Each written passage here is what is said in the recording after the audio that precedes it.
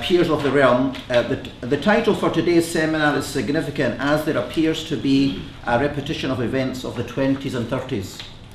That's not my thinking, but based on many independent monetary thinkers.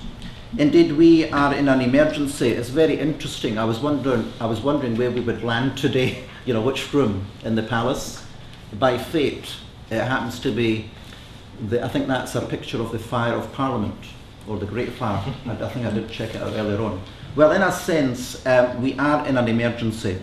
And in a sense, the people that we've gathered together today are great monetary reform firefighters. And that is the job on our hands today.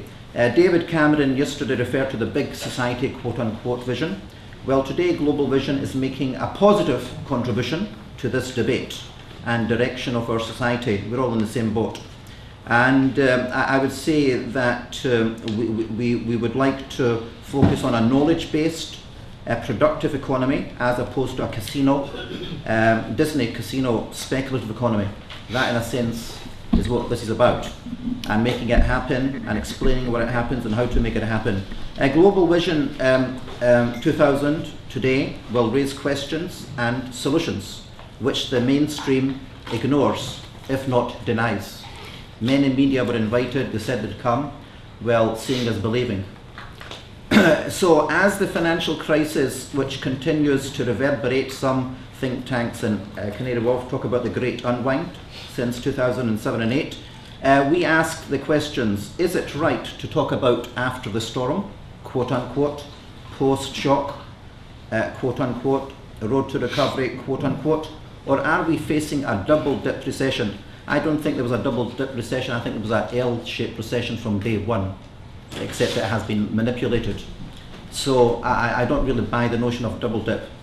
So I would argue we're facing a second wave or a series of bubbles bursting.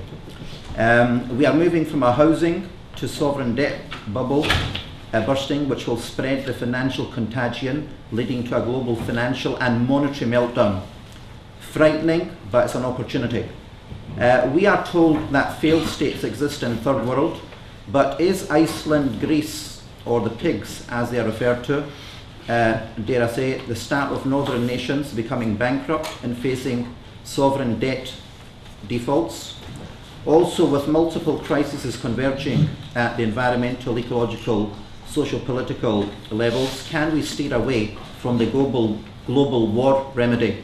Both the UK government and the G20 in Toronto last week have set themselves on deficit reduction, what they call deficit reduction. Sounds painless and harmless, and are imposing an age of austerity.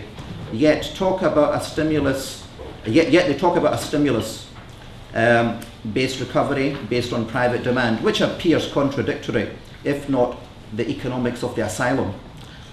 The purpose of this evening is to promote alternative, holistic, sustainable solutions which open the door to an era of prosperity within the framework of not just political economy, but a moral political economy. Many people don't like the word moral, but it's got to be brought back, otherwise there's no need for this event.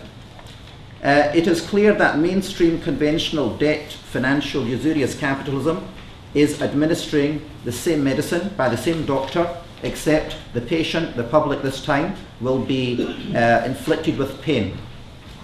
All the speakers tonight, more or less, will be challenging the politics and policies of the new era of austerity and provide an alternative blueprint for a future of hope, stability, justice and prosperity for all.